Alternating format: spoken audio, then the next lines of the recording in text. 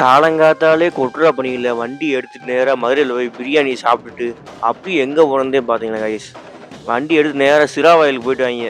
அட பாவிங்களா! தேனியிலேருந்து சிவகங்கை வரைக்கும் கூட்டு போயிட்டாய்ங்க பைக்ல. சரி போவோம்ன்னு சொல்லிட்டு நம்மளும் போய் பார்த்தா, அங்க இறக்கி விட்டு நடந்து போய் பார்க்குறோம், மாட அவுத்துட்டு இருக்காங்க இஷ்டத்துக்குன்னு. எங்கிட்டு ஓடுறதுன்னே தெரியல. நாங்க பாட்டுக்கு ஓடி அங்கிட்டு இங்கிட்டு ஓடிட்டு கிடந்தோம். பயங்கரமா சீறி பாஞ்சிட்டு வந்துச்சு எல்லா காலையும். பார்க்கவே பயங்கரமா இருந்துச்சுன்னே சொல்லலாம். நானும் பயத்துல போய் கொஞ்ச நேரத்துல போய் நான் டாடா ஏசி மாரி ஏறி உட்காந்துக்கிட்டேன். அப்ப நீ ஆள விடக்கூடாது சாமிலான்ற மாரி. அங்கிட்டு இங்கிட்டு ஓடிட்டே இருக்காங்க. இவங்க அங்கிட்டு சுத்திட்டு கிடந்தாங்க.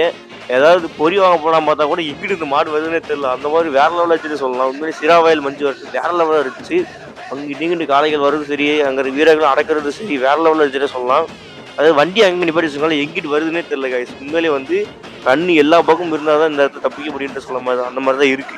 எல்லா பக்கமும் கண்ணு இருக்கணும்டா, அப்பதான் உசுறு பச்சு வெளியே வர முடியுன்ற மாதிரி போயிட்டு செம்மையாக ஃபன் பண்ணிட்டு என்ஜாய் பண்ணிருந்தேன் கைஸ். உண்மையிலே கரெக்டாக 1:30க்கு தான் முடிஞ்சிச்சு. அது வரைக்கும் செம்ம ஃபன்னாக போயிட்டு இருந்துச்சு. எல்லாம் அவங்க மாடை ஒவ்வொரு ஏரியாவிலேருந்து மாடை கொண்டு வந்து இறக்கி அவுத்து விட்டுக்கிட்டு விளையாண்டு கிடந்தாங்க. எப்போ செம்ம கூட்டம்னு சொல்லலாம். அங்கே வெளியே இருந்தே ஒரு 2 கிலோமீட்டருக்கு வண்டி சரியான டிராஃபிக்கு, உள்ளே வர முடியல. செம்ம கூட்டம்னு சொல்லலாம். அலங்கானது கூட பார்த்தீங்கன்னா ரூல்ஸ் அண்ட் ரெகுலேஷன்ஸ் இருக்கும். இங்கே எதுவுமே கிடையாது போது அது மாட்டி இஷ்டத்துக்கு அவுத்து விட்டு கிடந்தானுங்க. ஆனால் பாவிலான்ற மாதிரி தான் இருந்துச்சு.